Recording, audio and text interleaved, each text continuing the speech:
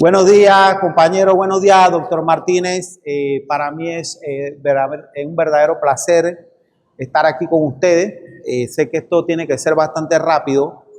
Pues mi investigación se basa en un estudio comparativo que quiero hacer entre las percepciones estéticas de la IA y las esculturas realizadas por el ser humano. En esta escultura que tenemos aquí, logramos los tres objetivos que tenemos planteados para la investigación. El primero lo logramos parcialmente, que era diseñar 9 esculturas con los programas de la IA. Solamente utilizamos uno, diseñamos 3 modelos. Los modelos que se diseñaron fueron de 3 compañeros que están aquí, del compañero Wilfredo, la compañera Nandara y la compañera Catalina, que es, ¿cómo se llama? La escultura se llama Catalina, la libertad del saber, porque es el concepto de ella. Entonces la de ella original se llama la libertad del saber. Ese fue el primer objetivo, diseñar. También diseñamos un cuestionario, que es el segundo objetivo, para poder alimentar la IA. Sabemos que ese cuestionario todavía está en estado embrionario, que tenemos que arreglarlo para tener mayores elementos de juicio cuando la IA nos pide información, ¿no? Para poder diseñarlo. Y el otro objetivo, que era conocer las herramientas de la inteligencia artificial, ya las empezamos a conocer. Conocimos lo que fue la impresora 3D y pues la escultura que nos diseñó fue la parte de arriba, la parte negra. Lo demás es, este es un elemento accesorio que le puse para darle un poquito más de tamaño, y pues la base. Entonces, pues este estudio tiene que ver, va a tener más que todo que ver cuando mostremos las esculturas para ver qué percepción siente usted con esta y con la que hizo el ser humano. Pero para eso, esa parte, por eso le dije que parcialmente el segundo objetivo del cuestionario, porque hay que hacer un estudio comparativo para ver qué percepciones vamos a lograr medir cuando se dé el estudio final. Entonces, pues los materiales que se utilizaron para la realización de esto, la impresora 3D simplemente ella te imprime con el color. Es plástico ABS más el que se utiliza para imprimirla. Ella se demoró aproximadamente como entre 4 o 5 horas en tirarse, y pues ese es el resultado. También estamos haciendo otra que la estamos haciendo en modelado, ya ese es mucho más grande. Está en la facultad, lamentablemente no la pudimos terminar porque no hubo tiempo. Entonces, pues eso es lo que tenemos hasta ahora, y creemos que hemos cumplido con los objetivos planteados para esta investigación, parcialmente algunos y los otros, y uno completamente, que es el diseño. Ya sabemos, este diseño también pretendemos hacerlo con robótica. No sé cómo lo voy a hacer al final, pero voy a intentar de conseguir hacerlo una de las muestras, porque son 3 esculturas, 3 percepciones de 3 artistas que todavía no los he definido, 3 artistas nacionales o internacionales que nos faciliten pues llevar adelante este proyecto. Como ya les dije, los materiales madera y el plástico, y la lámpara esta que también es plástico, accesorio, que la pusimos para levantarlo un poco más. Eso es el diseño, se los envié. El diseño lo pueden ver en el catálogo, está el diseño. Ustedes simplemente entran y ven, también ven el cuestionario y todo lo que necesiten ver para ver cómo está. Gracias. Okay. ¿Qué programa usaste para esto de la inteligencia? Bueno, usamos un programa pago que se llama Messi. Messi es un programa donde usted alimenta la IA y ella le manda los prones para poder imprimir. Ok, magnífico pues. Gracias, a ver, profe. otro. ¿Quién es el de Soy aquí, Nagda? Pues mi investigación inicialmente era la experimentación de diferentes materiales para crear un ideal de estructura interna sumado a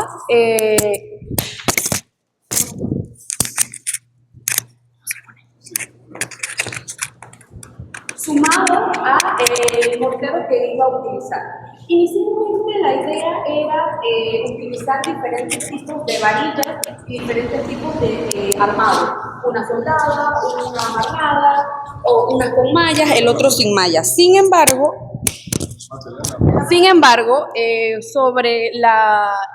empecé a buscar materiales, empecé a armar esta estructura inicialmente, me di cuenta de que basarme específicamente en cómo armaba la estructura para exponerla o ponerla en una situación de tensión, que en este caso es el impacto de la escultura que vaya a ejercer en su momento, no me iba a funcionar.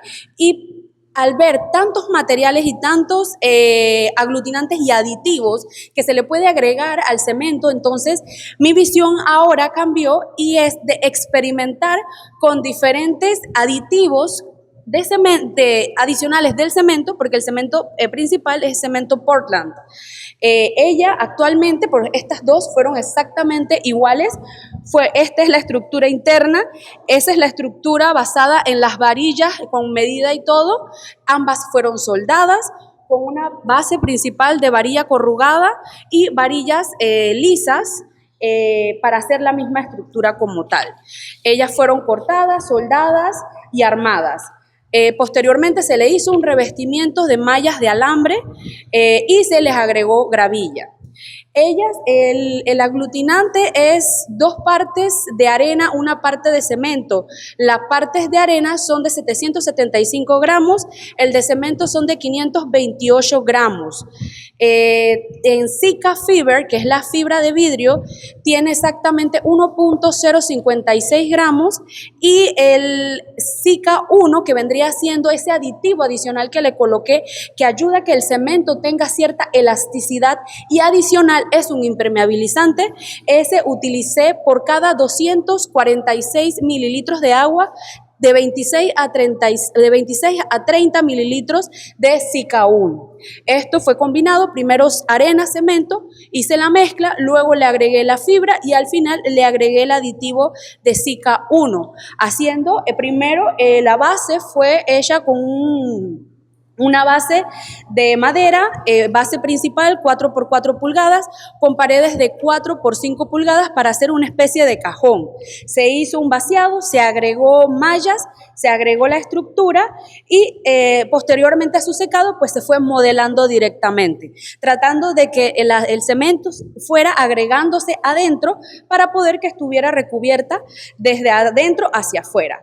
La idea es poder hacer varias muestras para poder realizar ejercicios de tensión, que en este caso es el lanzarlas al piso, que es lo que vamos a proceder a hacer para poder ver cuantitativamente cuántas rajaduras tiene, cuántos pedazos se deshace, para poder evaluar la resistencia, que ya no es tanto de la estructura interna, sino más bien son del mortero y los aglutinantes utilizados.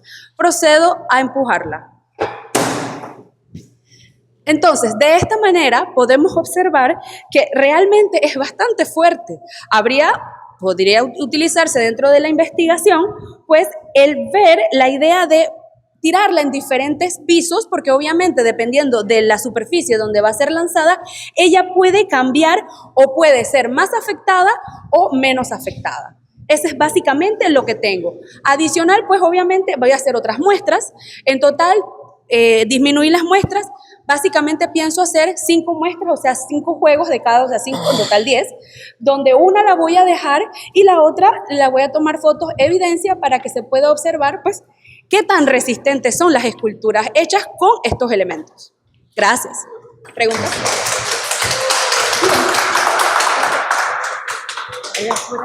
Aglutinante, no entendí eso realmente. Ajá, bien. ¿Era aglutinante o mortero? Cuando hablamos de mortero, hablamos de la combinación de todos los elementos. El aglutinante sería el cemento, que es el que une todo. Sí, pero hablaste de aglutinante como fórmula de mortero. Un error, me disculpo. Bueno, otra pregunta es, ¿qué tiempo dejaste en lo que es el curado para las esculturas? Sí, me disculpo. Le di un total de 2 horas de curado. Entre cada 15 minutos agarraba un spray difusor de agua e iba esparciendo agua a las esculturas. Iban individuales, yo iba alrededor esparciendo el agua. ¿Qué dice la empresa de cemento que debe curar eso? Bueno, realmente lo que leí fue que depende de la cantidad de cemento a utilizar. Como realmente el mío no era tanto lo que estaba utilizando, digamos que no pude calcular específicamente cuánto tiempo, pero sí me decían que era menos de medio día. Bueno, hablamos, sí. Ok. Bueno, los morteros, los que son, se realiza por días, hasta un mes. Por eso le pregunté porque puede que esto esté húmeda. Porque el cemento seca en un mes más o menos para... Ahí hay que curarlo en 2 semanas por lo menos echándole agua para que se mantenga rígida, porque si no se va a romper.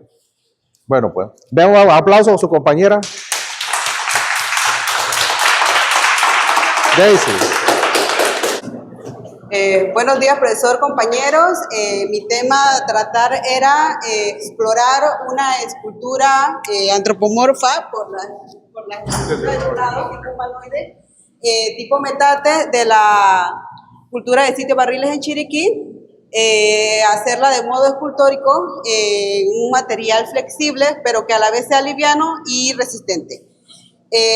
Uno de los objetivos específicos era, primero, reconstruir la obra, y la segunda era protegerla con mortero. Al final no la protegí con mortero por el tiempo, pero sí lo hice con lechada en vez de lo que era el cemento para un secado más rápido. La prueba de la resistencia sí logra aproximadamente 12 libras, a pesar de que es cielo raso, tiene una camita de alambre dulce y tarugos en todas las cabecitas para evitar que se caiga, y sí logra soportar hasta 12 libras este. La idea principal para futuro, el metate grande, es que logre soportar como 100 libras más o menos, y la técnica que quiero utilizar para el soporte es la retícula de Pratt. Por eso que lo quería usar.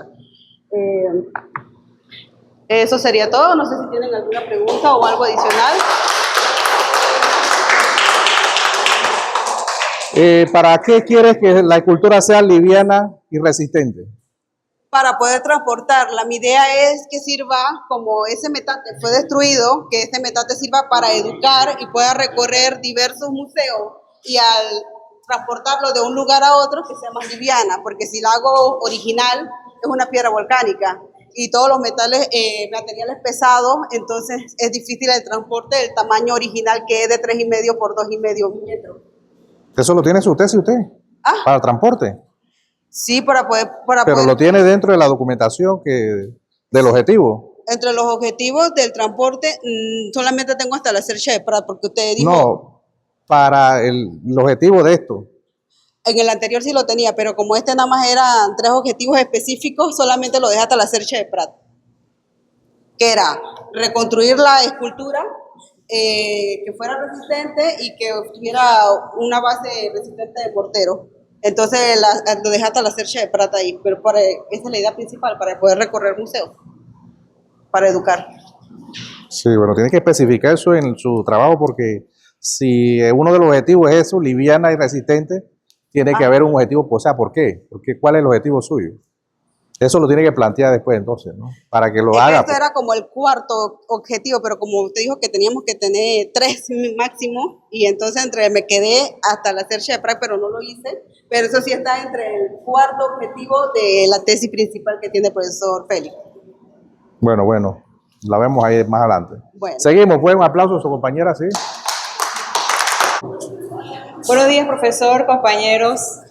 El objetivo de mi investigación será más que nada explorar dentro de la naturaleza elementos que contengan diseños que no son perceptibles a simple vista, para luego llevarlos a un gran tamaño y poder crear una obra abstracta.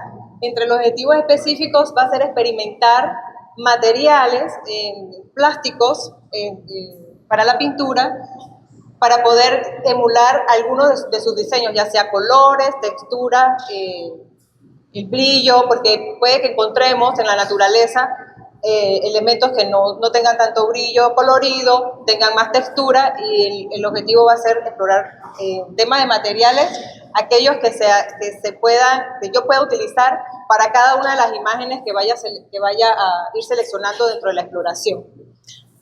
Para este trabajo, en vista de la premura que teníamos para desarrollarlo y presentarlo el día de hoy, seleccioné un diseño en el internet de la araña pavo real.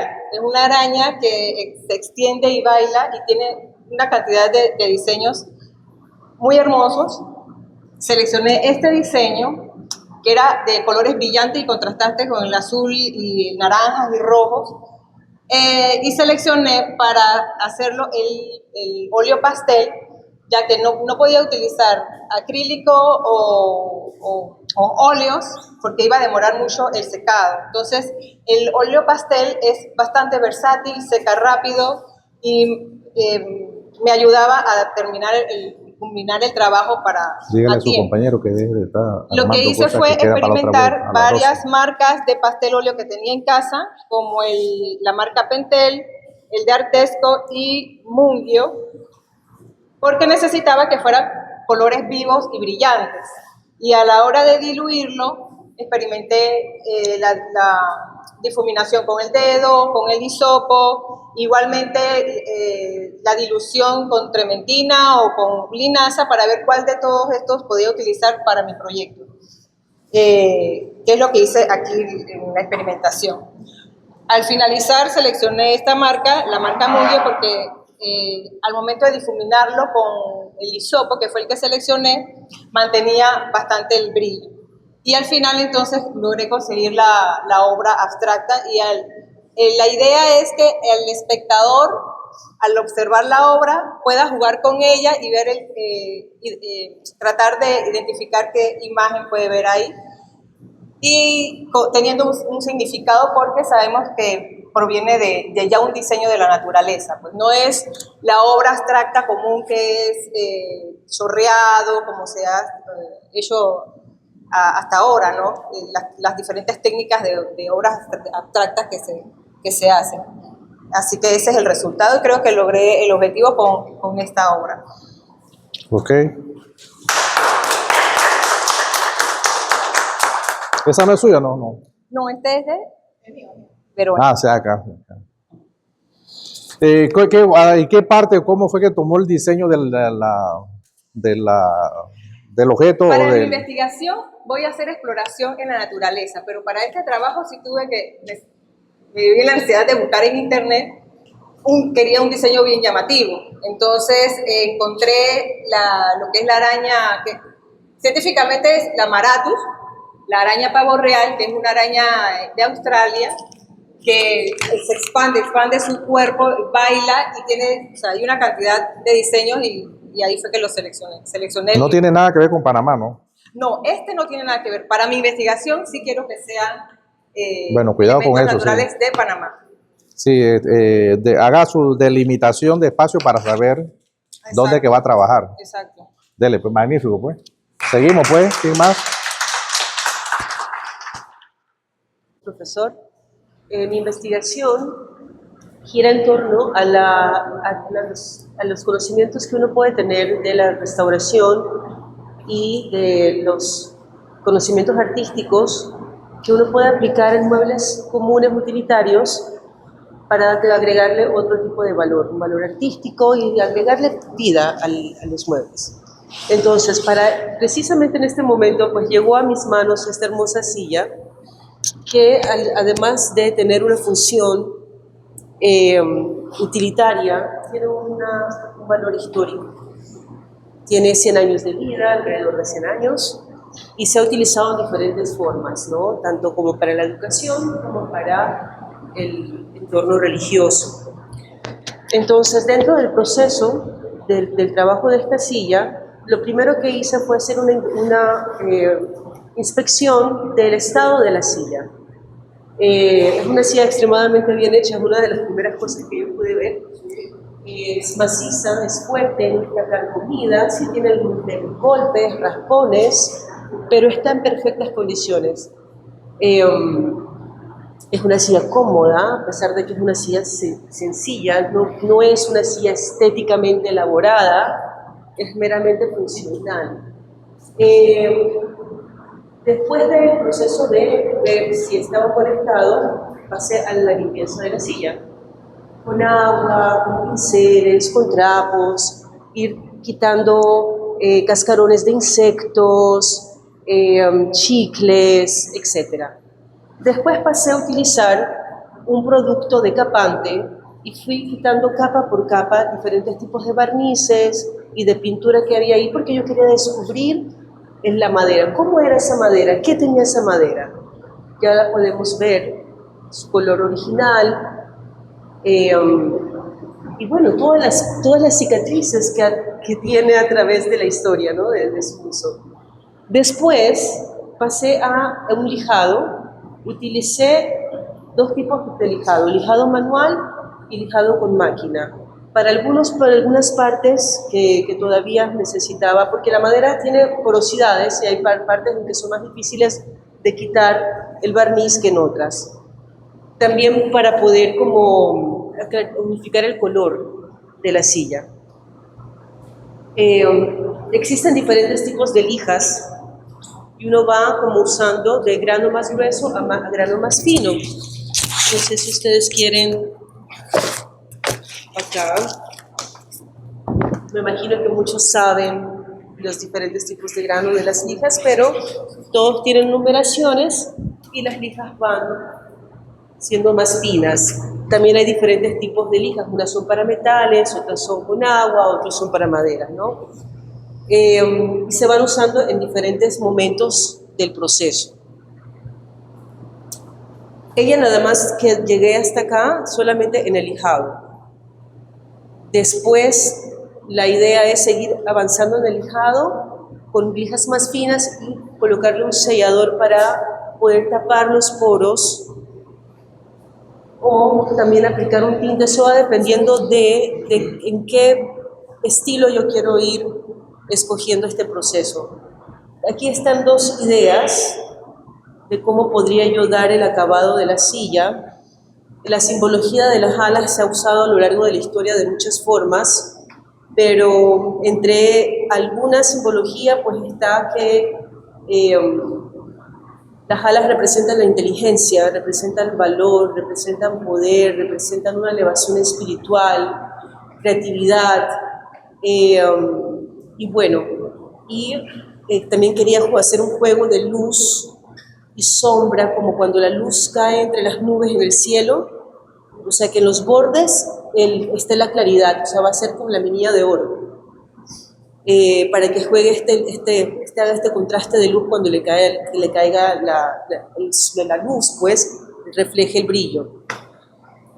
Y para eso utilizaré otros materiales que, pues en este caso, ya que no están puestos acá, pues el profesor dijo que no se pueden como explicar porque no está sucediendo, ¿no?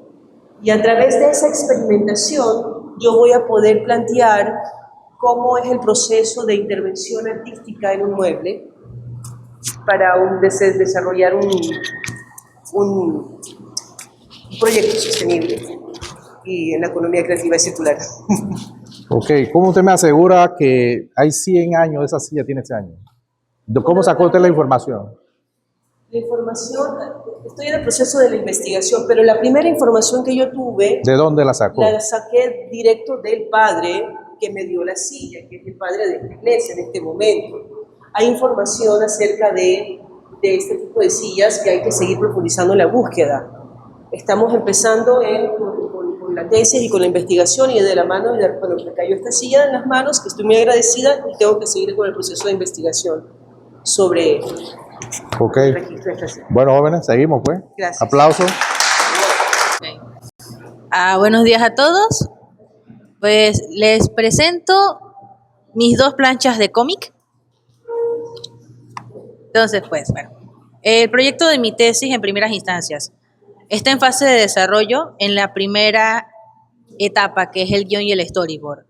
Pero para razones de esta asignatura, se acopló los objetivos de investigación de la tesis para la realización de estas dos interpretaciones de una misma narrativa.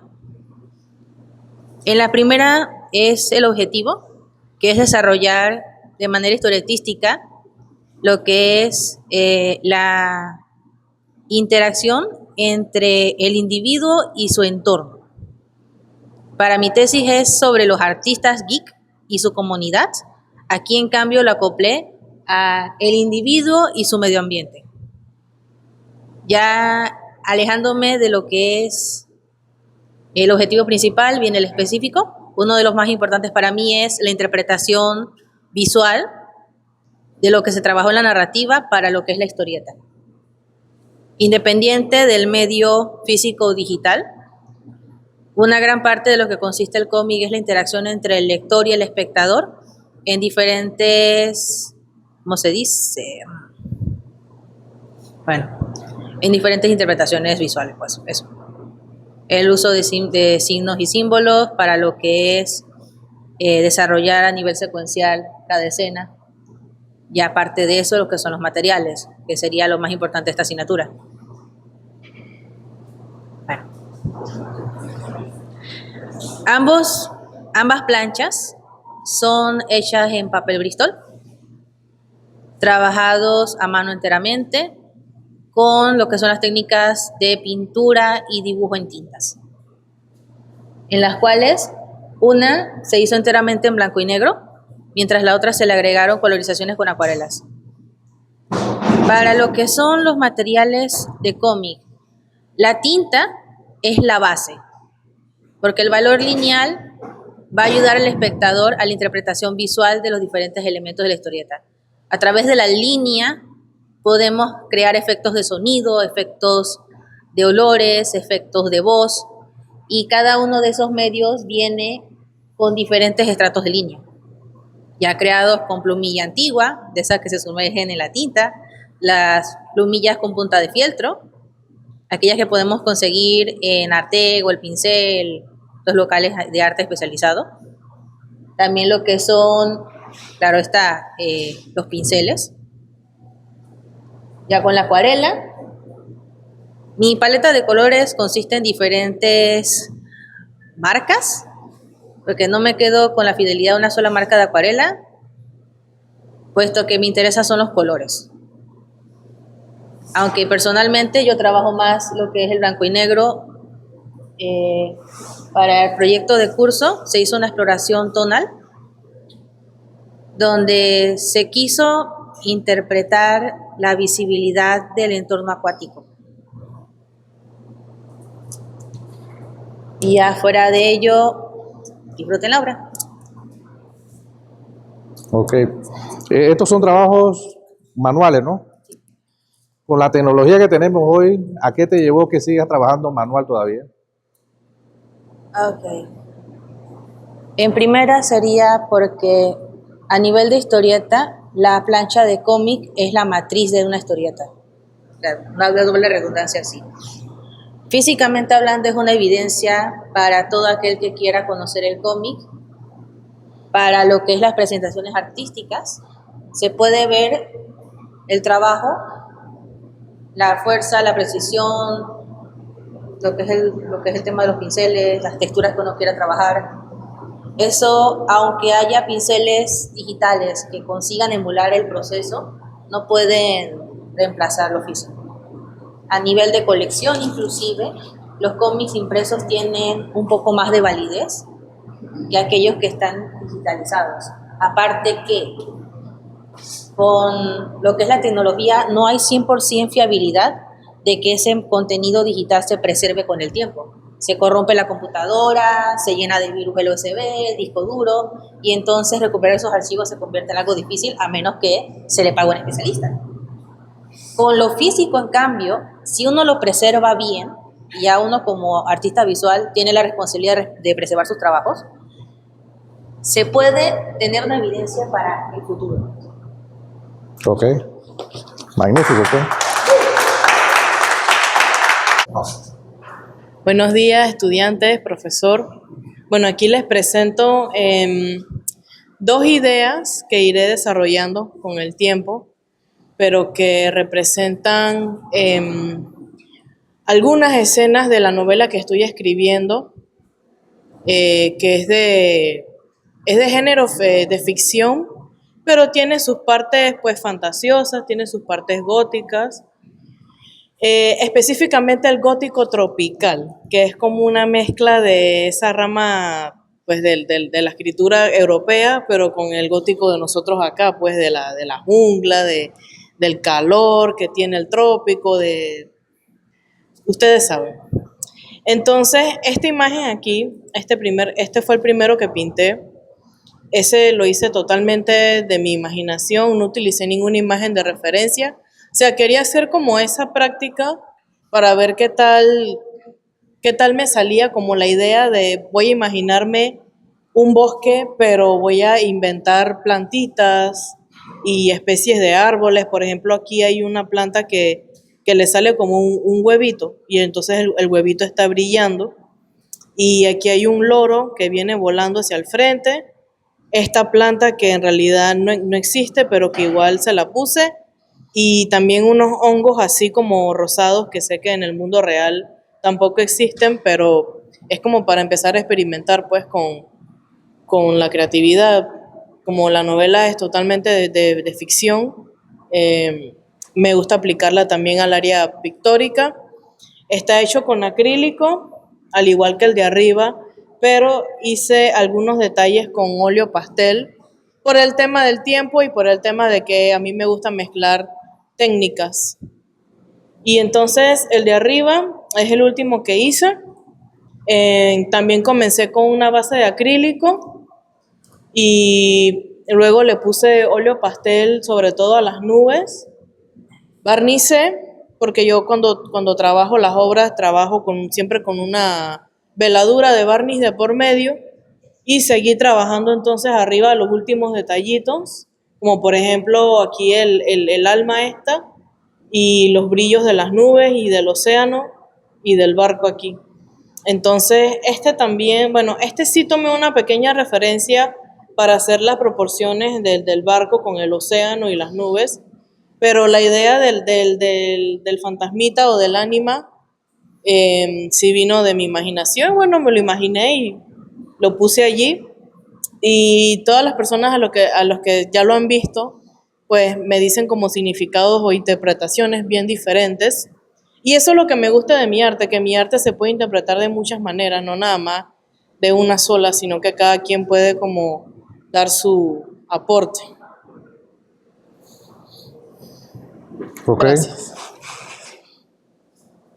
Usted habló un término interesante, pero no sé de dónde lo sacó, que es el gótico tropical. ¿De dónde surge eso? ¿De dónde surge? Bueno, aquí en Latinoamérica ahorita mismo hay como una ola de eso, de escritores y de ilustradores, pues, que se dedican como o sea, toman elementos de, por ejemplo, la ficción europea, que son, por ejemplo, los zombies, que si el Halloween, que las calaveras, que los vampiros, pero lo tropicalizan, pues los ponen como en ambientes tropicales o con jungla o con personajes latinos también, o sea, se van mezclando también en el tema musical, igual pues como que se mezcla el rock de allá con la cumbia de acá y es una mezcla bien interesante.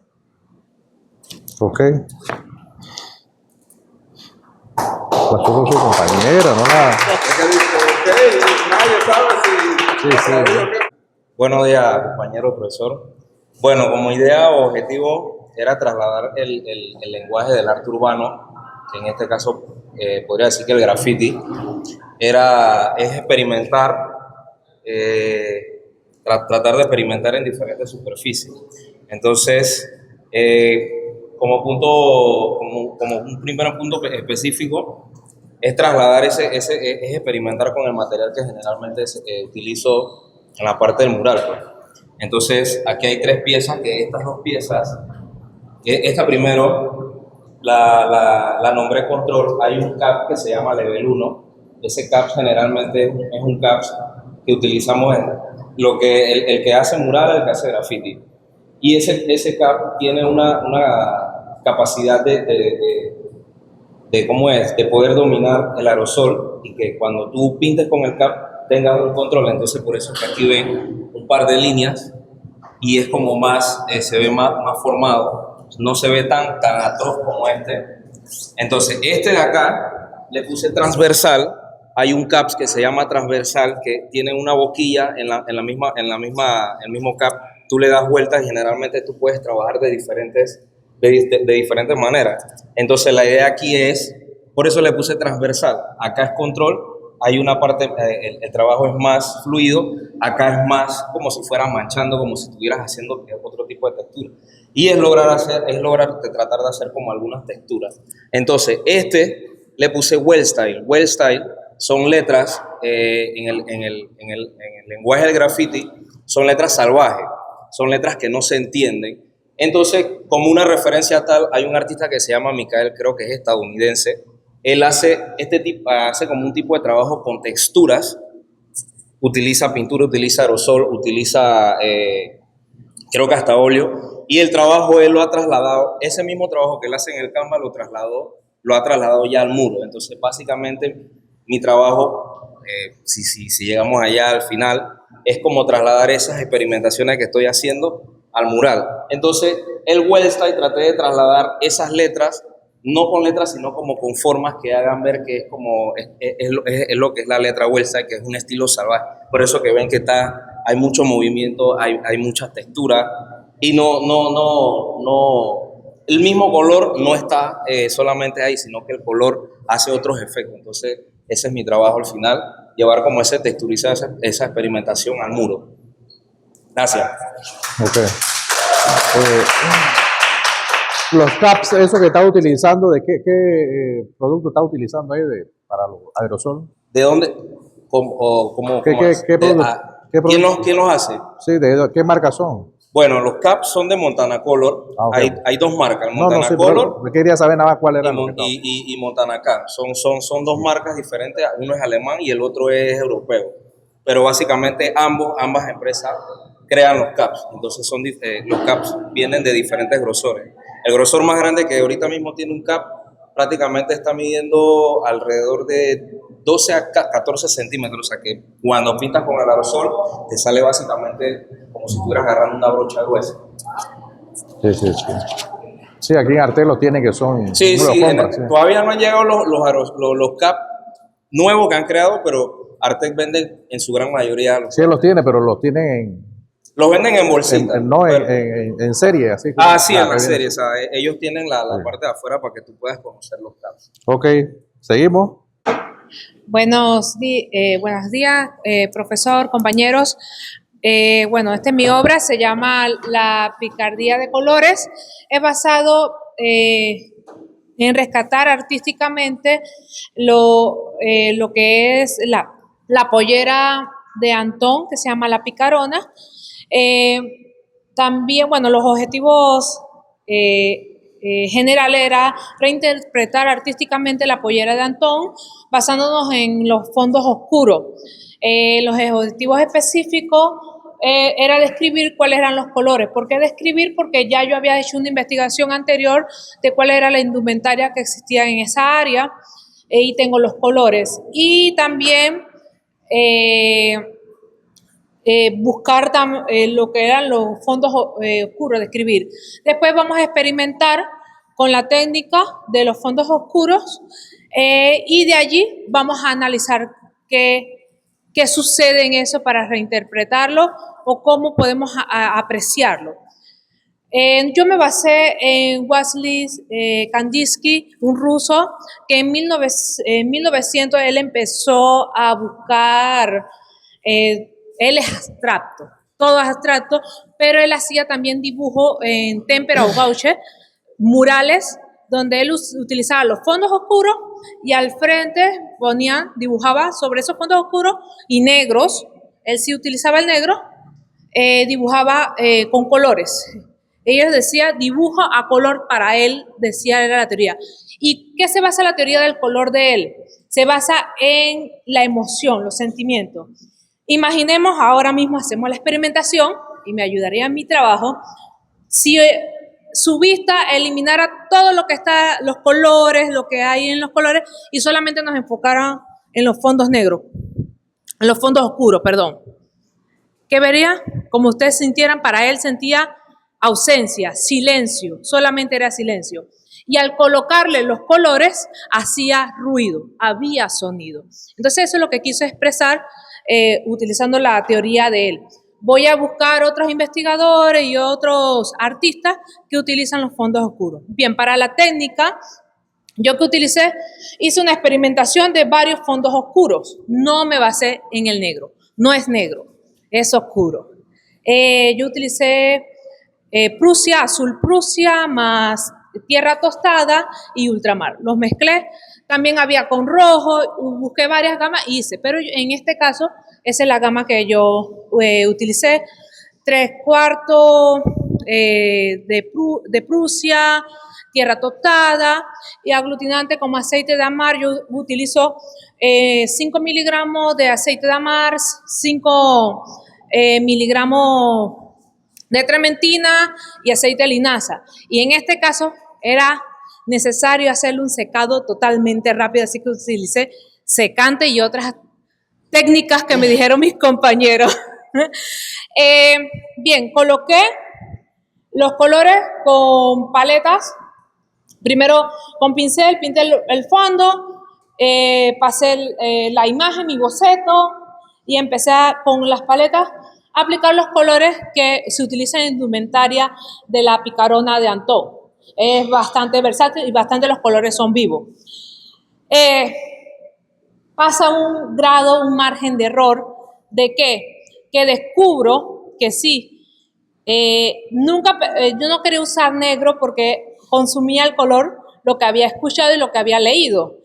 Pero en los colores piel pasó que los colores no se notan y debe de acentuar el color en la piel de la empollerada, lo que hizo fue disminuirlo. Esa es parte de investigación, parte de mi trabajo y parte de lo que yo tengo que hacer, y ya me tocaría buscar otro investigador y la forma o como yo puedo utilizar. Eso es todo, gracias.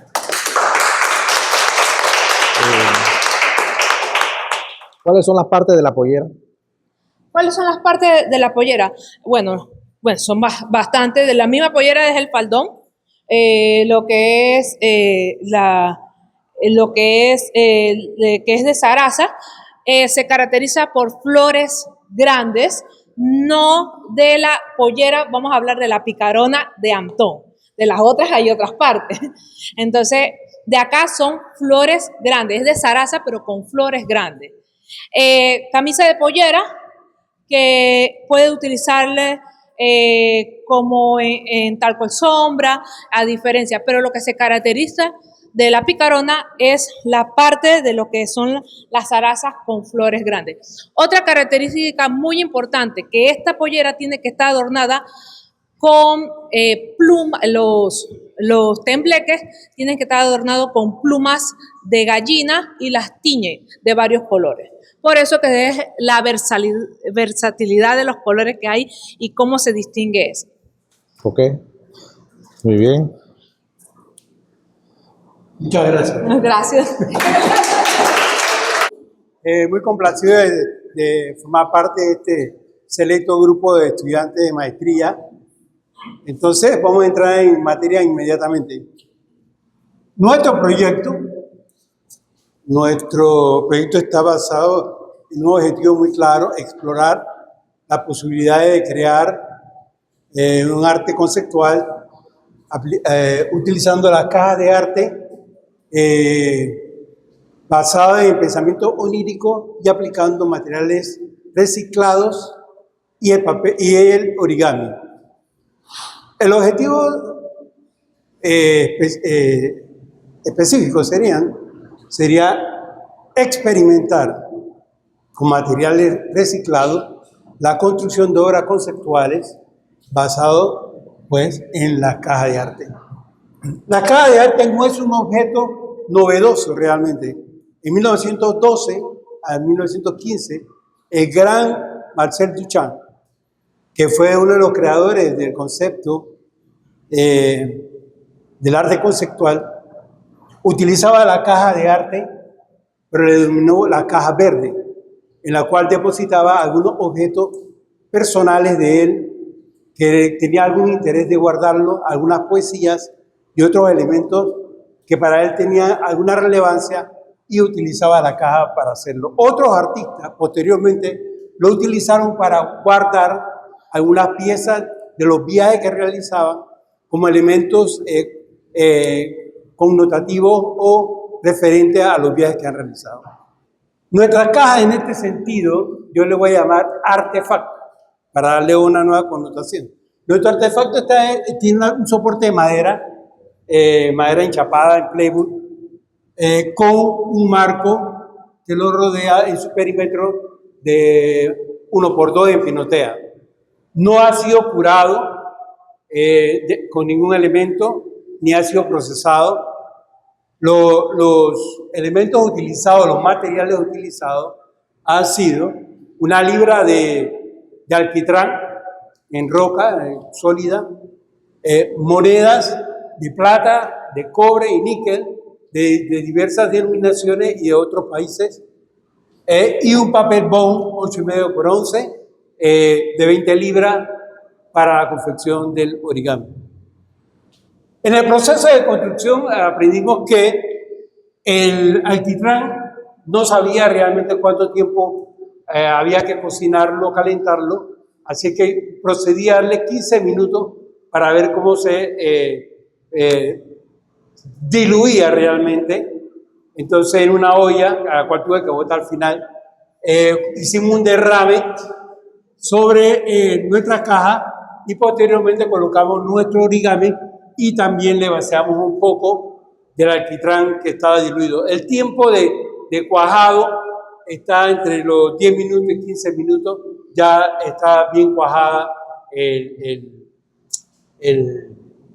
alquitrán, que ya todos saben que es un material, que es un subproducto del crudo del petróleo, utilizado también para la confección de carreteras y impermeabilizar techos.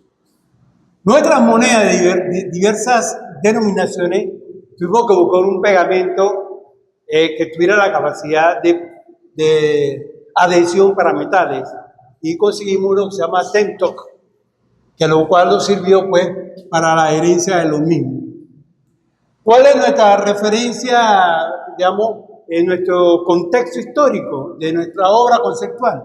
Bueno, un hecho histórico que se dio en los años 1989, en marzo de ese año, hubo un derrame de petróleo por el buque Exxon Valdez, que derramó miles de galones de petróleo en las costas de Alaska y causó un mal a muchas de las especies marinas de ese entorno y tanto al aspecto ecológico. ¿En qué viene la parte onírica? Que esa información llegó a mí en ese tiempo, y en el momento en que yo comencé a pensar en qué podía hacer, vino la reminiscencia de ese hecho histórico y me pareció que había que contextualizarlo en una obra conceptual. Pero recordemos esto, el arte conceptual prevalece la idea y no tiene mucha importancia la forma. Pero en este trabajo hemos querido fusionar las dos cosas, el concepto y la forma. Así podemos potencializar el mensaje hacia el espectador. Y nuestro artefacto hace la función pues, completa de transmitir la idea de este servidor. Muchas gracias. Hay dos preguntitas allí. ¿Para qué el dinero allí? ¿Qué pasa con eso? Ok, el dinero representa en mi contexto, en el contexto que se dio aquel evento, la implicación económica que se dio al momento que se hizo ese derrame. Hubo mucho que invertir en la recuperación de las costas, hubo mucho que invertir en la recuperación de las aves que tuvieron impregnadas con el petróleo. Se tuvo que invertir en detergentes para liberar, ya que ahí murieron orcas, delfines, muchos animales murieron a raíz de eso, y lo que pudieron salvarlo tuvieron que invertir una gran fortuna para nuevamente restaurar la ecología de las costas de Alaska. Ok. Ese término de artefacto, ¿de dónde lo sacó usted? Los artefactos es un nuevo término que utilizó Charles Dickens en su libro El Círculo del Arte, donde él manifiesta que ante la evolución del arte ya que no era solamente pintura, sino que otros elementos. Él decía que ya debíamos utilizar la palabra artefacto. La artefactualidad de los objetos que utilizamos es lo que prima ahora en este nuevo concepto. Y ese término se aplicó en 1965. Magnífico. Muchas gracias. Seguimos. Profesor, Hágame algo ahí. No, otra cosa. mi Café. trabajo No. es Algo la interpretación de la creación de la Biblia en las escrituras del Génesis, del 1, 2 y del 1.3. En este caso, yo utilicé la escritura donde habla de la luz y la oscuridad. ¿Cómo hice esta producción? La hice con una técnica de litografía, que sabemos que la litografía es a base de una piedra caliza y la repulsión entre las grasas y el agua. Pero como en Panamá es un poco complicado conseguir eso, investigué y encontré una técnica con aluminio que sale de los desechos de las láminas de offset, de las imprentas cuando ya las desechan. Esas son las láminas que logré conseguir para poder hacer este proceso. La lámina primero se desengrasa porque igual en su producción ella pasa por una serie de situaciones cuando la fabrican y hay que lijarla, se desengrasa, se les puede poner hasta vinagre para dejarla totalmente limpia o agua y jabón. Luego de ese proceso, entonces uno directamente puede dibujar sobre la laminita con los lápices de litografía, que son los mismos que se utilizan para dibujar sobre la piedra. Esto parece un carboncillo y con este carboncillo se puede dibujar directamente en la lámina. También se puede diluir con un poquito de trementina y se crea como una aguada, como si fuese una especie de acuarela. Esa acuarela, bueno, aquí dejé la lámina con tinta, pero en realidad, bueno, se ve blanco y negro, ¿no? Como es la aguada y uno puede ir sacando las tonalidades que uno desee. Luego de pasar ese proceso, ella se sella con goma arábiga y un poquito de ácido cítrico, que en este caso yo utilicé limón, y es una técnica ahorita como más actualizada y casera para poder hacer este proceso de proteger esos niveles de grasa. Luego lo dejas secar y vuelve y le pones goma arábiga, pero cruda, sin diluir, y ya ella queda como sellada. Entonces, realmente se le dice mordiente, así como en el aguafuerte, que tú lo pasas por el ácido y ella puede como calcar el plano, pero en realidad acá no sucede algo como extremo, ¿no? Es algo como muy sutil y esta lámina no se daña. O sea, igual, luego de que esto se entinta, sacas las impresiones que necesites. Esta impresión yo la hice totalmente manual, usando una espátula, sin necesidad de tanta presión, y la verdad que la oscuridad me gustó mucho más que la luz, en este caso, porque algo que decía Gisbel es que realmente la oscuridad no es negra, entonces ella tiene muchos elementos y muchos colores.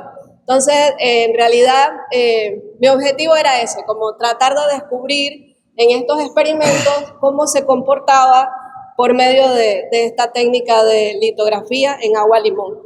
Bueno, hay unos artistas que me basé en sus trabajos, un grabador que se llama John Schnorr, que ha hecho algunos trabajos específicamente con el tema de la creación mucho antes de la creación de Adán, en este espacio donde yo me estoy delimitando del Génesis 1, 2 y 3.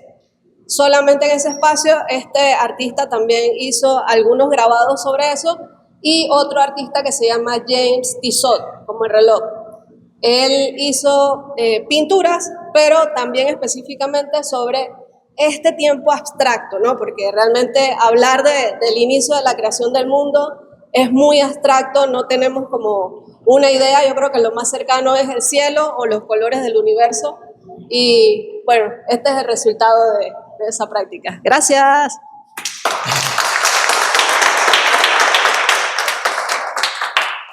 ¿Qué descripción tiene la Sagrada Escritura? Porque estás hablando de Sagrada Escritura, ¿no? El concepto de oscuridad. Bueno, la oscuridad realmente, si nos vamos al hebreo, que es el origen de cómo se escribieron estas palabras, ellos lo utilizan más como las tinieblas, más como el mal, pero no un concepto como el que nosotros conocemos como que al final es la ausencia de luz, ¿no? Pero es como ese espacio un poco tenebroso del inicio del mundo, como que no estaba bien. Tiene que buscar el término oscuridad. ¿Qué significa eso? Es importante que sepa qué es oscuridad y qué es claridad. Okay. En los términos latín. ¿En el latín? Sí, sí. O en el griego, donde vino. Para que desglose qué son esos términos. Pero ¿y en hebreo? ¿Como estos fueron escritos en hebreo?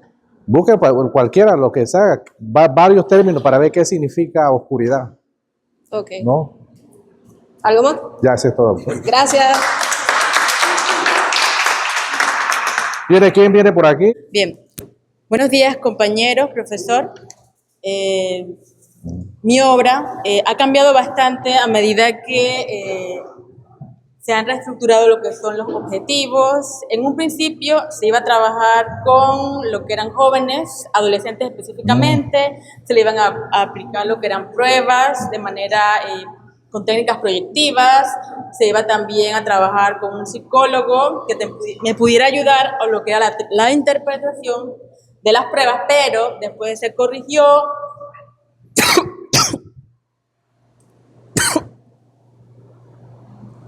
Déjale agua por ahí, alguien le traiga algo.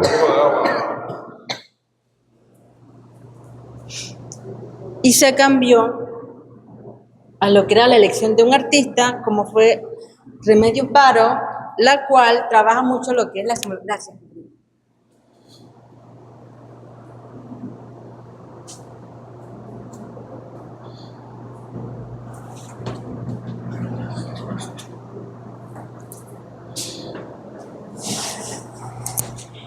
Bien, Remedios Varo utiliza bastante lo que es la parte onírica, lo que es la parte de la simbología, lo que es la parte de la semiótica, que es lo que yo más o menos quería basarme. Como yo voy a hacer una reinterpretación de lo que es la simbología, en sí, mi objetivo está basado en lo que es la representación de los estados mentales internos del alma, utilizando lo que es la simbología de las pinturas de Remedios Varo.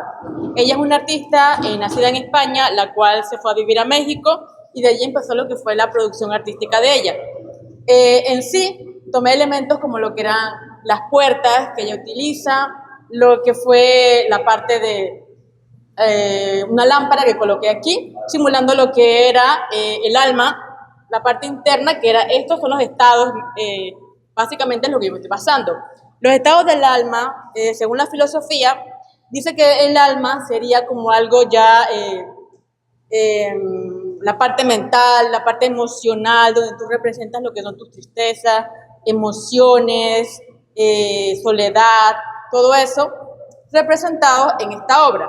También coloqué lo que fue la parte del reloj, utilizando diferentes elementos. Lógicamente la obra no está terminada por factores de tiempo y después le voy a dar lo que son las luces y las sombras, voy a integrar lo que son más colores en la parte de adentro, de acá, lo que es la parte del cielo y esto, que no lo pude hacer porque no tenía mucho tiempo, la verdad.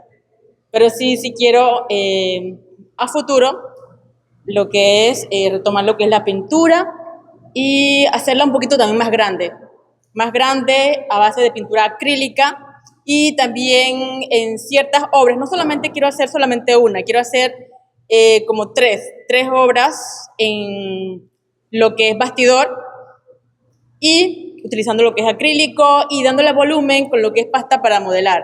Más adelante, todavía no lo he hecho porque apenas estoy empezando a lo que es la parte de la investigación, de la simbología, la semiótica y los signos que utiliza Remedios Varo en su pintura para poder reinterpretarlo en obras propias mías. O sea, no es una copia, sino que yo estoy utilizando la simbología de ella para crear obras diferentes, no copias específicamente de ella. Gracias. Cuando habla de filosofía, ¿a quién te estás refiriendo? ¿A qué autor que habla sobre el alma? Porque todos los filósofos tienen una concepción. Tienes que hablar de Aristóteles. Aristóteles. Sí. Ok. Seguimos, pues. En esta oportunidad, para sustentar el trabajo que estoy realizando, es una investigación que la he enfocado, tiene un enfoque mixto, con un diseño metodológico entre la investigación, la exploración y la experimentación, que voy a desarrollar en 3 fases.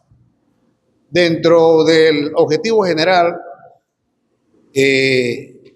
aterrizo en la utilización del chasis de televisión como soporte para representar obras artísticas experimentales. Dentro de los objetivos específicos, pretendo realizar, utilizando el chasis como soporte, representar obras artísticas con una temática ecológica. Y debido pues a esta temática, que es la ecología, procedo a explicar la primera obra, que tiene como título Contaminación. Materiales: tierra, cera, fibras vegetales, lata de pintura en spray, incrustaciones de animales como de objetos, pintura acrílica, pintura de agua. Este trabajo se basa en tres situaciones ecológicas que se están dando a nivel del mundo. La primera es la sequía. Este espacio lo traté con tierra de termitas, lo que conocemos como tierra de arrieras, para buscar un efecto de destrucción, de resequedad. La otra etapa, traté con lápiz de cera, para tratar de ver un mundo nublado, donde la atmósfera nos consume, gris, casi negra. Y en la parte superior me dejé sugerir de los efectos que tiene la fibra vegetal conocida como sedazo de palma, para crear una ciudad, un mundo humeante que nos acecha. Y en el otro lado, el tramado ecológico en el que todos interactuamos, pero que en el fondo vemos una luz verde que nos indica la esperanza. Siendo así, pues, contribuí a realizar este trabajo con el apoyo de mi hijo, que está dando los pininos en la biología, y también un trabajo que hice hace muchos años con la supervisión del maestro Adonai Rivera. Desempolvé esos trabajos y entonces ubiqué acá para dar ese efecto, más que todo la experimentación y el efecto impactante de ir en ruptura con lo académico, con los elementos compositivos. Esa es mi presentación. El chasis, entonces, ¿qué función tiene? Ajá. El chasis es para dar otra idea, salir de lo tradicional, y nos da un efecto porque trae perforaciones, trae incisiones, puede decirse, que nos dan un efecto para lo que queremos nosotros, que es experimentar. Ok, magnífico. Estamos bien, pues. Seguimos. Bueno, muy buenos días, compañeros. Bueno, en mi investigación sobre esta interpretación del rayo, pues busco representar el rayo o lo que es la trayectoria, como lo dice en el título,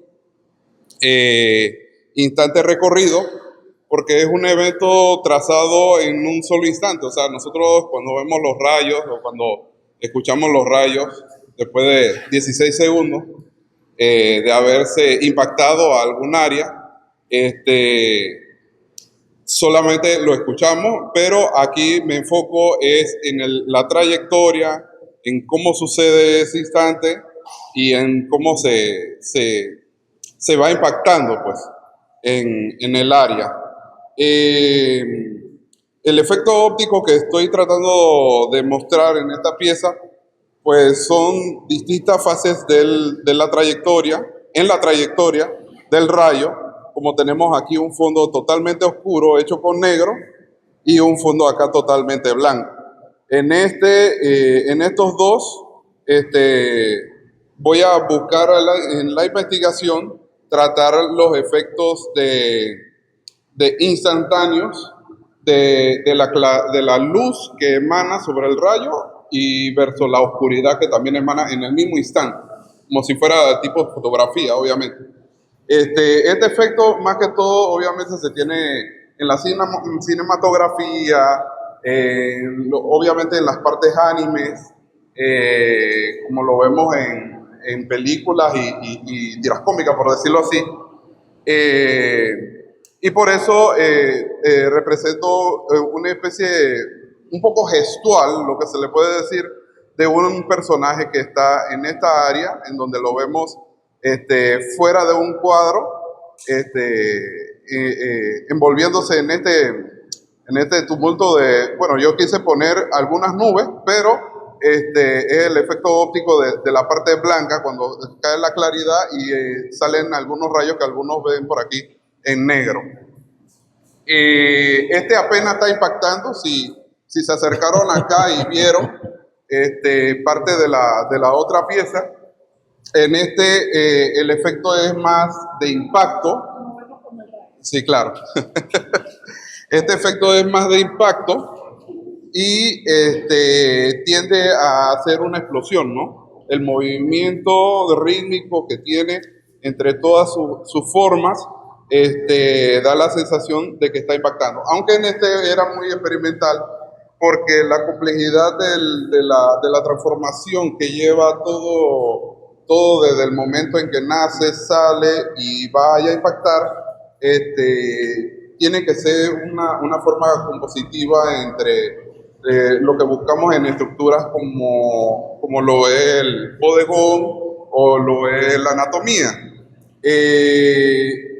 Busco o trato de que en mi objetivo sea generar muchas propuestas, tanto en dibujo como pictóricamente, para saber más o menos, o bueno, ya estar un poco más completo en cómo confrontar lo que es la estructura de cómo se puede manifestar esa intencionalidad del rayo. Y bueno, en esta de acá sí tenemos la parte de lo que es la evolución de lo que es un tornado. Yo le puse tormenta, le puse aberrante, perdón, porque obviamente en la ilustración del artista que lo hizo estaba en colores obviamente más naturales. Y yo, mi interpretación, a pesar de que obviamente utilicé su composición, la hice a mi interpretación más verde, que los colores verdes, a pesar de que dan vida, son dadores de vida y tienen esas connotaciones, pues acá la vemos con colores verdes, pero de putrefacción o de cosas muertas, ¿no? Que es otra fase de los colores. Cognitivamente. Las técnicas que se usaron, pues en esta se puede decir que es mixta porque usé 3 técnicas, la del acrílico, gesso y algunos poco de ese marcador de acrílico, en donde, por decirlo así, algunas líneas que puedan ser más visibles en el trayecto, pudiera estar, más forzado la línea, que se viera más, y un poco lo que es el gesso, para cuando pasaron un poco lo que es la sensación de cómo pudiera ser, ¿no? Obviamente nadie sabe, nadie va a tocar ese rayo, esa luz incandescente, eso se dice que investigación está en que es casi como la superficie del sol, así que nadie va a tocar eso.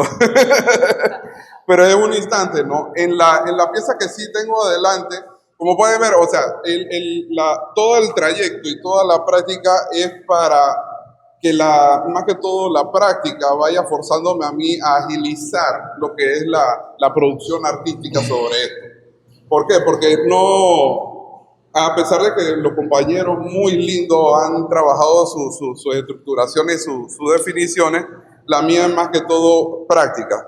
Es para soltar más la mano y que en esas expresiones yo pueda realizar una gestualidad lo suficientemente interesante para que ese boceto pueda ser utilizado como ya una estructura final de la obra.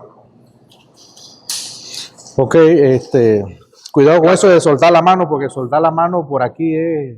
Sí, otra cosa. Sí. Hay que ver el término de eso.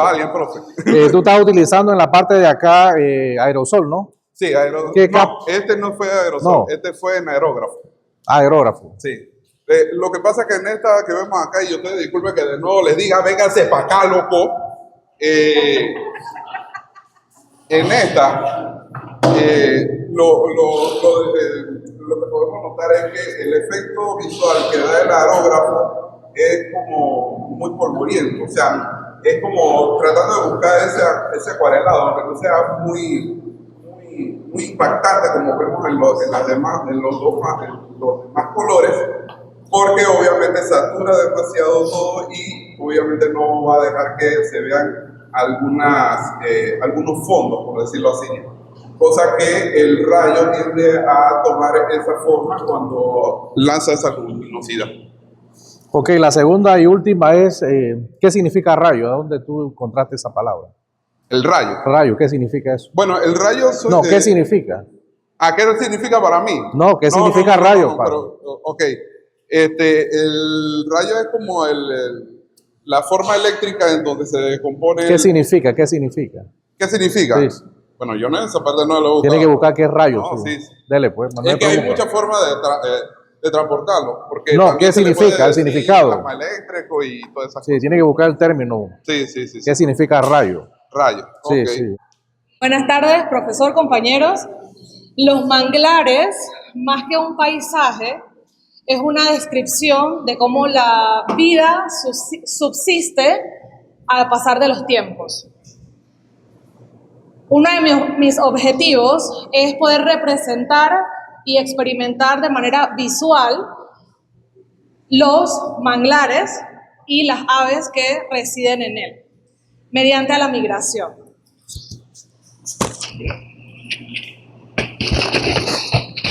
Tenemos en el cuadro una ave de papel que voy a repartir por acá, ¿okay? Se llama origami y lo que quiero es que experimenten con el origami en base a su percepción, porque yo me basé en lo que, en mi ideal o en mi percepción como en la experimentación que hice. Los materiales que utilicé para realizar el cuadro, que aún no se encuentra terminado, es acrílico, pasta para modelar y acuarelas, utilizando pigmentos naturales y residuo de café. En los colores chocolates tierras que pueden observar en la parte de acá, que es en la acuarela. Y entonces en el cuadro más grande, que es 60 por 20 centímetros, está entonces la pasta para modelar, y el origami que hice en acrílico. Lo que quiero que también escuchen es el sonido del ave que ha llevado a mi experimentación a poder entenderla, del por qué se quedó en Panamá y no escogió otro sitio.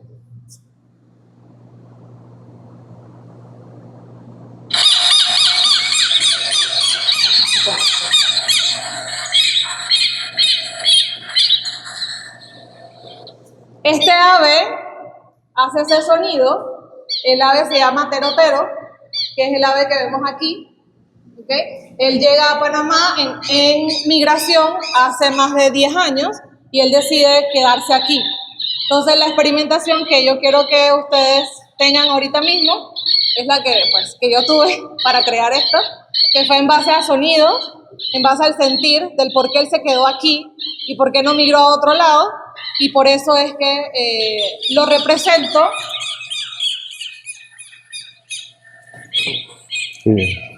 Por eso es que lo represento de manera conceptual con los Happy Birds que ven en la obra acrílica, porque él llega, es en base al concepto visual y experimentación mediante las visitas a los manglares, que es específicamente los que están en el corredor marino que se encuentra en la Bahía de Panamá, específicamente en el área de Panamá la Vieja. Y él llega aquí a Panamá en su recorrido hacia las diferentes costas como Brasil, bajando hacia Argentina y haciendo su recorrido.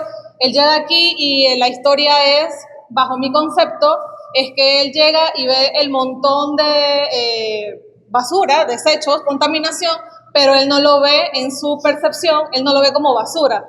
Eso no es basura para él, pero según sus sentidos, él no se la come, sino que está allí y decide quedarse en el sitio. Más que un manglar, es un hotel para aves, donde ellos se alimentan y subsisten dentro del lugar.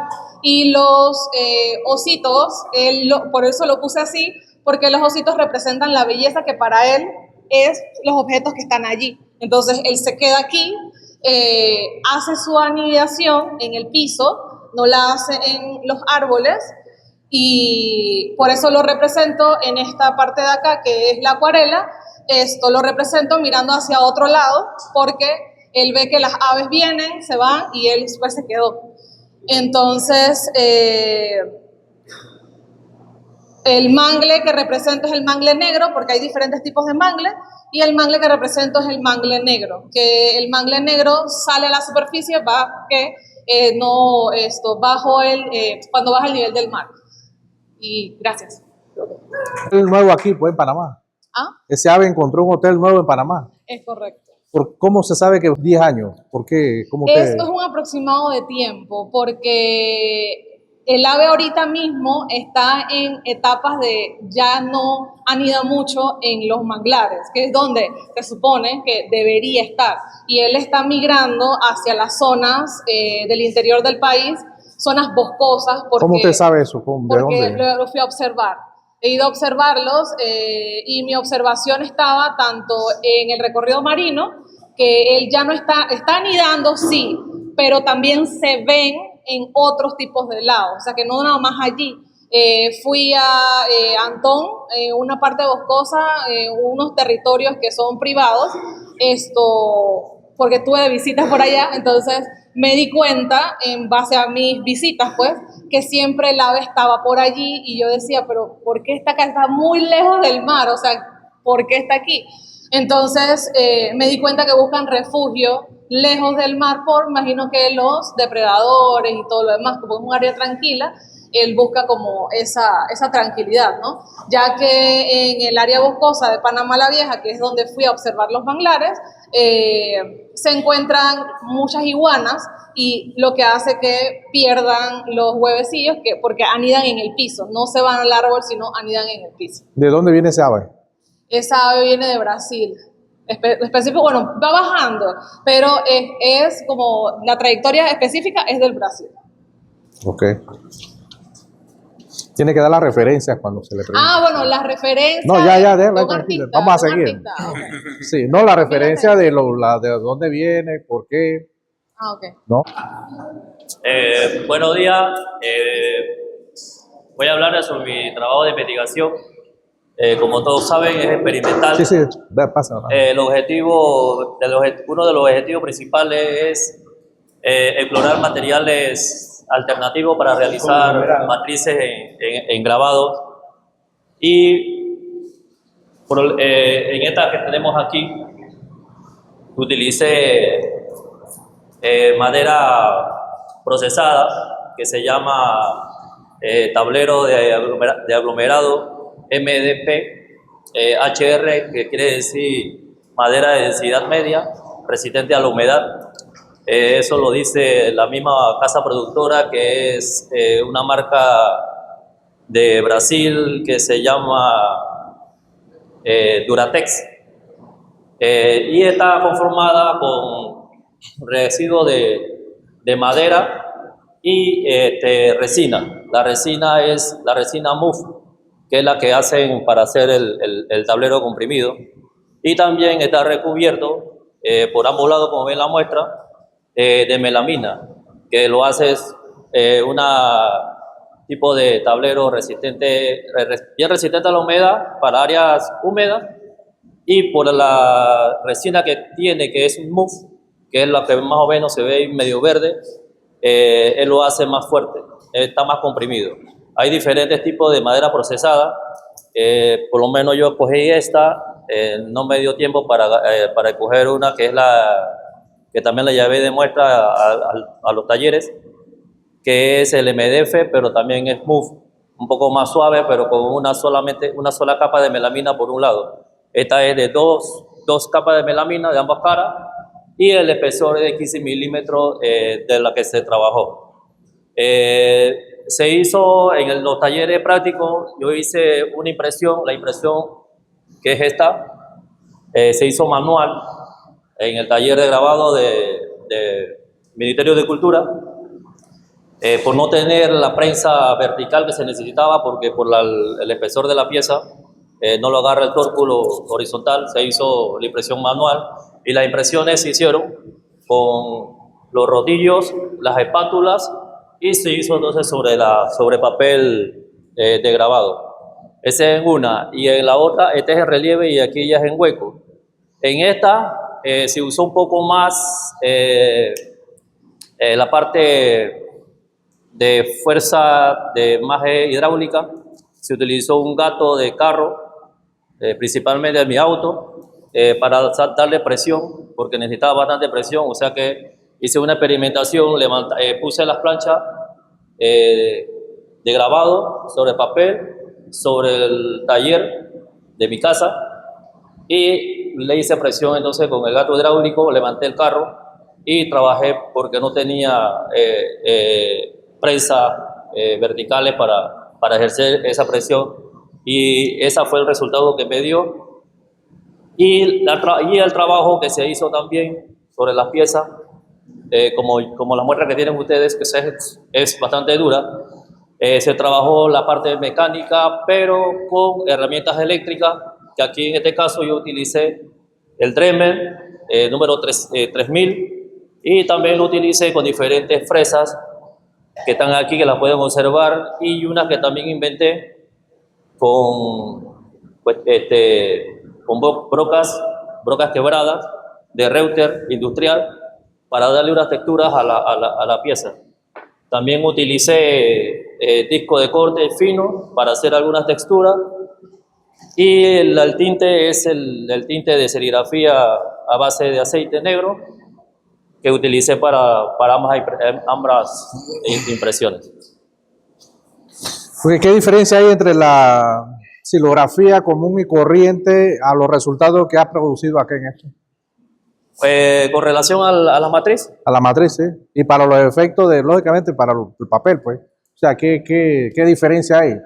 Bueno, la diferencia es que en este tipo de material, por ser tan duro, no se notaba utilizando mucho lo que era el trabajo manual, sino más de la intervención, como tal el objetivo, que es intervenirla con máquinas eléctricas. La diferencia que puedo encontrar es que como aquí se trata de hacer un tallado, un trabajo más profundo, no es tan superficial como el tradicional, por eso que me costó más hacer esa que esta, porque esta era el relieve y aquí era en cueca, así que la presión es más profunda. Okay, ¿cuál es mejor entonces? ¿Cuál es La, mejor? la antigua o esta? La técnica. Bueno, para mí, que la estoy investigando, es esta que estoy analizando ahora mismo en estos momentos. Ok. Porque como es la investigación mía, es experimental, usando materiales no alternativos, fuera de lo tradicional, de la que siempre se usa, la lámina de zinc, o la de cobre, o el linóleo, o el plástico, es el objetivo uno de los objetivos de la investigación. Es más accesible a la gente que va. Y también, bueno, también más accesible, más económica. Ok, pues magnífico. Buenas tardes, compañeros. Mi nombre es Verónica Hola. Ramos. Uy. ¿Estás bien? Sí, se fue. Buenas tardes, compañeros, profesor. Mi nombre es Verónica Ramos. En mi tesis anterior de la licenciatura abordé la temática de la maternidad y esa es la temática que estoy continuando en la maestría. En esta materia de evolución de los materiales, mi objetivo es explorar materiales que me permitan crear una obra artística a través de un corte de heliconia. Como mi compañero nos acaba de enseñar el grabado, vieron la flor que él tiene, es una heliconia retrata, ¿sí? Este tipo de heliconias tiene una estructura específica en donde tiene muchas formas de racimos. Entonces, esta estructura de racimo es la que estoy buscando y salí a buscarla en el Parque Metropolitano. Agarré varias flores de heliconias retratas, de heliconias rosas, heliconias rojas, pero el material vegetal se destruye a las 4, 5, 6 horas, empieza a podrirse, ¿sí? Entonces, a pesar de que hice varios cortes transversales y mi idea era como proyectar a través de estos cortes, tuve que recurrir, gracias al profesor, al uso de un microscopio digital y con este microscopio pude observar las estructuras internas de estos cortes transversales y en esos cortes encontré formas que son prácticamente muy similares a un embrión de un feto humano, pero dentro de las estructuras vegetales.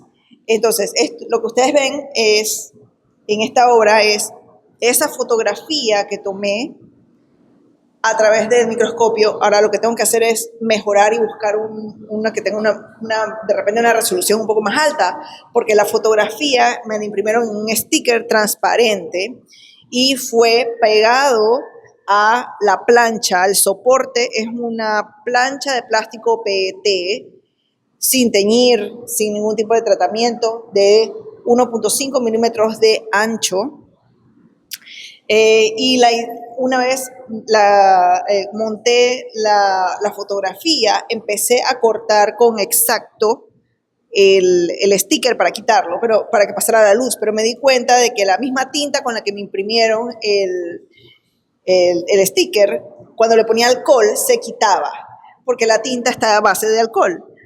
Entonces empecé a arrancarla con la mano y un trapo y utilicé tinta de alcohol con tonos rosados y esta es la forma como de la madre y acá es la fotografía de la estructura del embrión. Como les mencioné, lo que debo mejorar es la resolución de estas fotografías que debo seguir realizando en el futuro con otras estructuras. Y la idea es colocarle la tinta de Jagua que me trajeron del Darién y lo lamento, no pude terminar de colocarlas porque me llegó ayer. Pero a esta tinta, que es una tinta natural de la fruta es el cocobolo, si no me equivoco también. No, las aguas aguas, tal cual. Ok. Entonces esta tinta la voy a mezclar con un poco de resina y epoxi para pegarla, porque como es natural, probablemente se degrade, se evapore y eventualmente se desaparezca. Y voy a colocar una caja blanca o de madera donde voy a colocar luz para que entonces se pueda ver todo el efecto que quiero lograr. Entonces, el soporte, como le dije, fue plástico. Los materiales que utilicé fue la impresión fotográfica, el microscopio, que voy a buscar uno con mejor resolución para poder hacer más cortes transversales. Inspirado en el artista Eduardo Kac, que es uno de los artistas que más ha utilizado este tipo de material o fotografía microscópica de vegetales o de diferentes tipos de arte, pero para crear estas obras bioartísticas, entre comillas. Y bueno, voy a seguir explorando, así que creo que eso es. Gracias. Bueno, sí. Y parte de la caja, cuando coloque la caja de luz, la idea es colocar con música los latidos del corazón del bebé para que sea como una experiencia completa e inmersiva. Pues.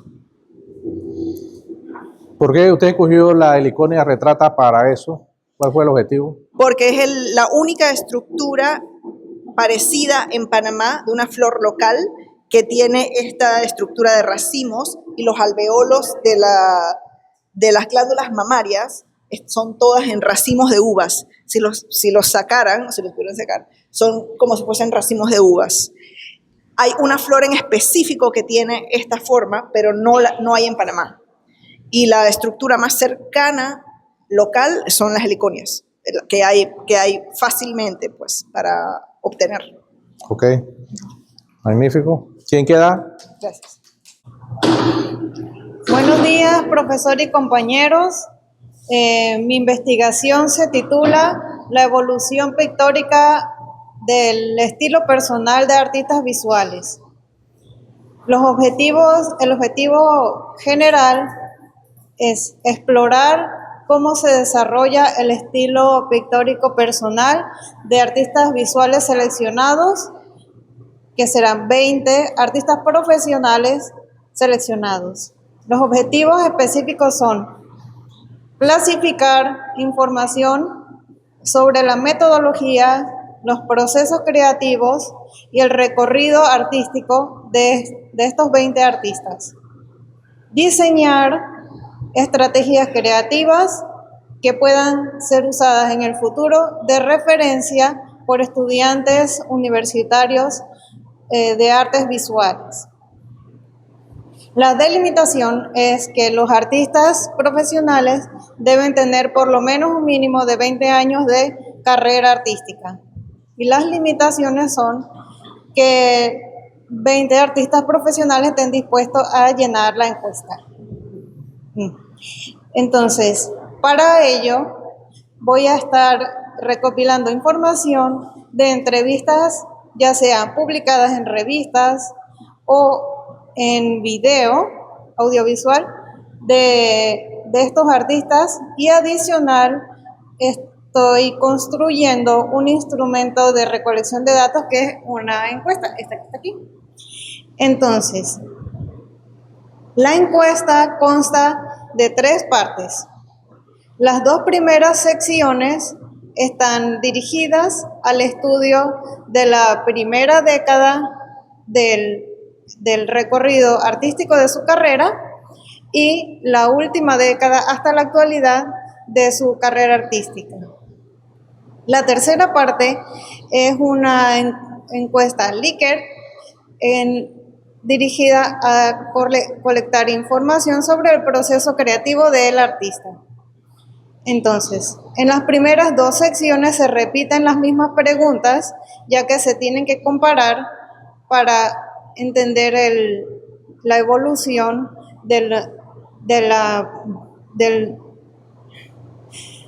para entender la evolución del estilo pictórico. Entonces, entre las preguntas están las que están dirigidas a la primera década y a la segunda y a la última.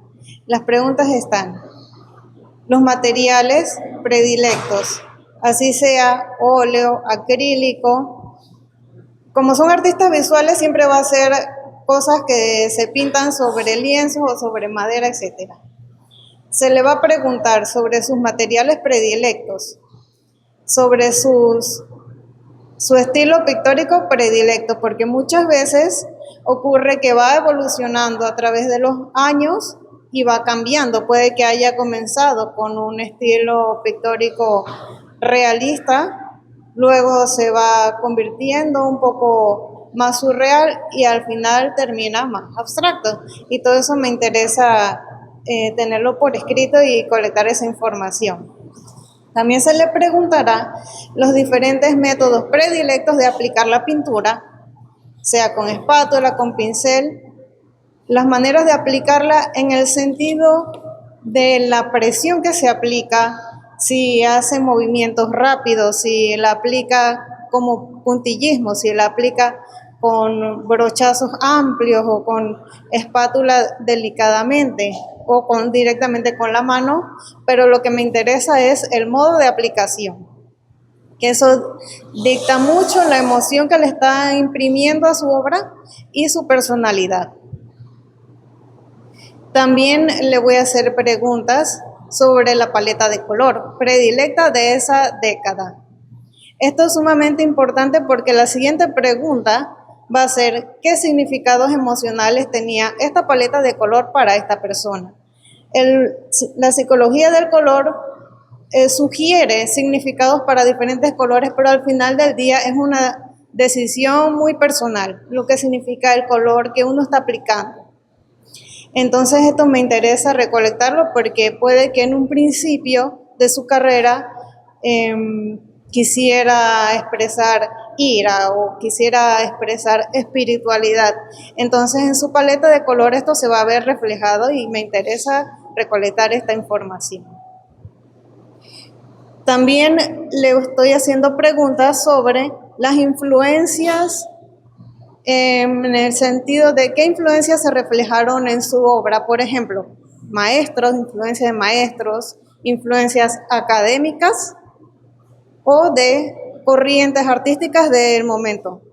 Porque muchas veces, por ejemplo, uno ve las obras de Taño de Freitas, por ejemplo, que son bosques. Y al final del día hay un montón de artistas que estudiaron con un mismo maestro y todos pintan bosques similares porque en su contexto histórico tuvieron la influencia de su maestro.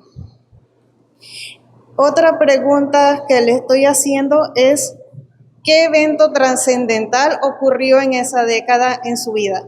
Ya sea sociopolítico, familiar, etcétera. Por ejemplo, el maestro que nos acompañó, el maestro Leonel, pinta mucho lo que es problemática social. Entonces esto para él es el tema principal de sus obras.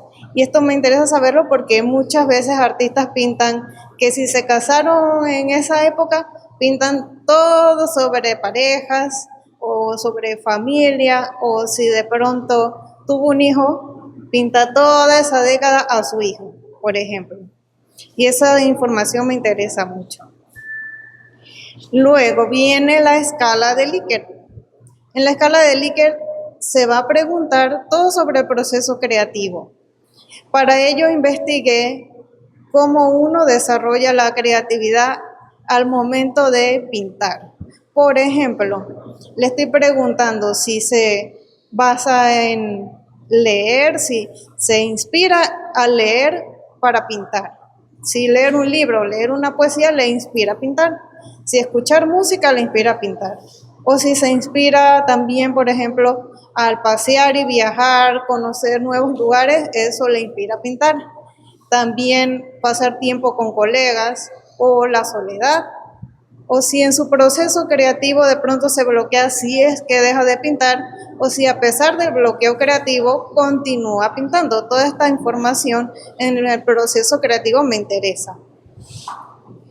Entonces, de las referencias me guié por la evolución del proceso artístico de Olga Sinclair. ¿Por qué? Porque ella cambia mucho a través de las décadas. ¿Iba a hacer una pregunta? Ya pasó. Ya. Bueno, rapidito. La evolución de... Esta es la referencia porque en un principio ella empezó pintando muy similar a su papá. Y en una entrevista que encontré, ella dijo que su primera exposición, la gente susurraba, eso se lo pintó el papá. Y eso ella le dolió mucho. Entonces ella trató al pasar de los años de separarse del estilo de su padre. Entonces en esta obra de 1988 se nota mucho el estilo del papá, figurativo y de figuras muy pacíficas, muy tranquilas. Y esta es del 2018 y representa una abstracción total, pero al mismo tiempo se ven todavía lo que yo llamo estructuras de una composición un poco más figurativa. Por ejemplo, acá yo veo una luz principal, veo unas sombras y veo unas líneas que sirven de estabilización de la figura abstracta, de las manchas. Entonces ella trajo conceptos de la figuración a su abstracción. Pero al final del día me interesa todo ese proceso y ese recorrido artístico, conocer mucho más a profundidad estos artistas. Ok, ¿qué artista usted tiene ya para esto? Bueno, tengo en mente, tengo que preguntarles que me den la autorización. Quiero enviarle, por ejemplo, a Olga, me interesa mandarle a el maestro Olivella, que está allá, José María Olivella, también a Cansuet me interesa, Benalcázar, Alexis Benalcázar, y así sucesivamente. Hay algunos artistas extranjeros que son residentes aquí y otros panameños que tienen suficiente recorrido, solamente que voy a necesitar, por ejemplo, que galeristas me den sus teléfonos para yo poder contactarlos y a ver qué me hacen. Muy bien. Bueno, mi investigación nació primeramente en una clase con el maestro Hacking y con una conversación con el arquitecto Mayol. En esta clase, mientras el profesor nos daba la clase, él hablaba sobre todo lo que era el arte latinoamericano y el arte también panameño. Y hablamos un poco sobre lo que era la arquitectura en Panamá. También saliendo fuera de Panamá y observar qué decían los extranjeros de nuestro país, lo primero que se le venía a la mente es Boca del Toro, San Blas y los edificios altos que hay en la ciudad, pero era el Tron y el Tornillo, que son edificios que no nos representan a nosotros en nada.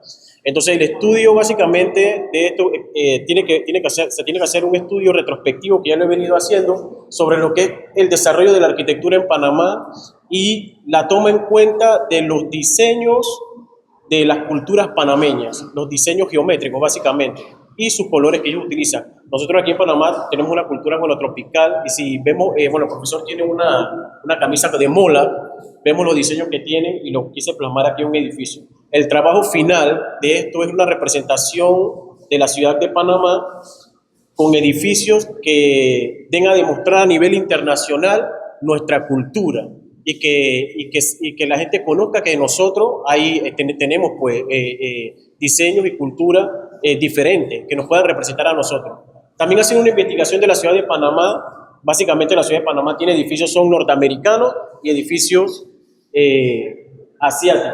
Y esto también se debe mucho a la influencia de nuestro país, que nuestro país es un país de tránsito donde convergen muchas culturas. Entonces hay una mezcla de tantas cosas, pero nosotros como panameños como arquitectos panameños debemos de trazar en nuestros edificios, nuestros diseños arquitectónicos, parte de nuestra cultura.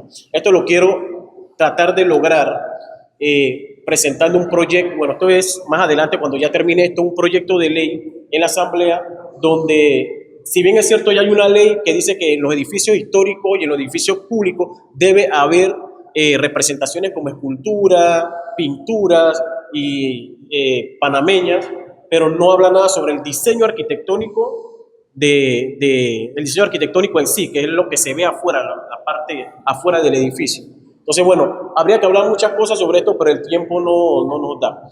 Básicamente, bueno, lo que utilicé en esto es acuarela y lápiz de color. Me inspiré en el artista alemán Alberto Durero, que él utilizaba mucho la acuarela y también utilizaba ciertos entornos urbanos de su época y utilizaba también, hacía mucho paisajismo, que básicamente es esto, paisajismo. Lápiz de color, como ya le dije, acuarela, traté de utilizar aquí donde usted ve diseños de la Mola. Esta es una representación de la avenida Balboa, diseños de la Mola. Aquí estas figuras lo tienen los indígenas del Darién, los Bunán. Aquí también diseños de la Mola y también parte de lo que es aquí. Podemos ver la rana, la pata de la rana, es muy representativa de las huacas panameñas. Y bueno, todavía obvio a esta obra le falta bastante. Muchas gracias. ¿Qué obra tenemos aquí a nivel latinoamericano que le inspira a usted modelos como lo que usted está haciendo? Bueno, yo, como le dije, me inspiró la clase en el momento, pero no tenía nadie. Estos días la compañera Nagdara, ella me habló de un pintor boliviano, un arquitecto boliviano, y estuve leyendo sobre el arquitecto y donde él plasmaba en su arquitectura los diseños de los indígenas de allá de Bolivia. Le decía yo a la compañera que, bueno, los diseños están bastante feitos, pero creo que nosotros con nuestra geometría podemos hacer cosas bonitas. Porque obvio, es diferente, pues cada cultura tiene sus formas diferentes. Y pienso que es un buen referente el de este arquitecto boliviano.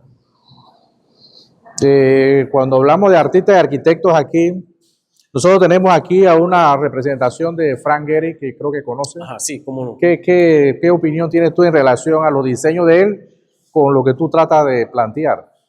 Bueno, él tiene en lo que él hizo, que fue el museo, él me parece que quiso representar algo de lo que es los colores tropicales de aquí en Panamá, porque él tiene el techo rojo, azul, los colores que básicamente nos representan a nosotros, que son el rojo, azul, amarillo, que son colores tropicales.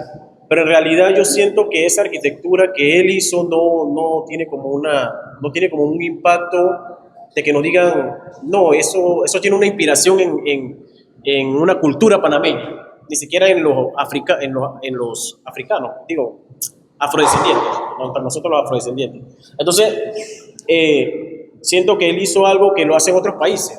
Por lo menos Frank Gehry, él tiene una casa allá en Praga, que compra la casa danzante.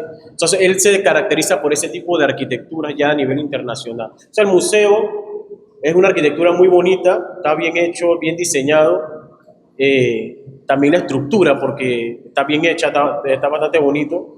Y creo que quiso representar algo más bien de los colores, pues, de que Panamá es un país tropical, del trópico, y también como se basó, como es un biomuseo, quiso hablar sobre ese tipo en su arquitectura, quiso dar a entender ese tipo de mensajes, puede dar ese tipo de mensajes. Pero como tal, algo como esto no creo que, no tomo inspiración de él en realidad. Ok, magnífico pues. Listo.